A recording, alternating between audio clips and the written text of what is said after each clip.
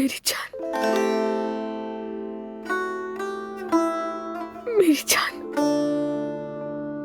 मैं तुम्हारे बगैर नहीं रह सकती। वादा किया था तुमसे कि तुम्हें कभी नहीं छोड़ूंगी,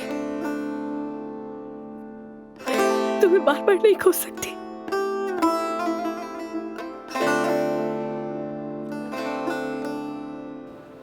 रुस्तम, देख रहे हो, वो दोनों अकेले कमरे में गए हैं और दरवाजा बंद कर लिया। हाय, मुझे उम्मीद है कि 9 महीने और 10 दिन बाद एक बच्चा इस घर में खुशियाँ लेकर आएगा।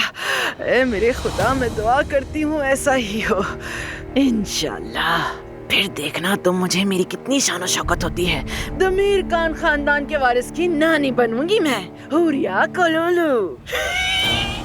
अल्लाह मुझे सब्र दे इन लोगों को बर्दाश्त करने की। ऐसे मामलात में सबके सामने बात नहीं करते, बदतमीजी होती है। अरे रुस्तम, इसे कोई बदतमीजी नहीं कहते। तुम तो ऐसे कह रहे हो जैसे सब बच्चे हैं इधर।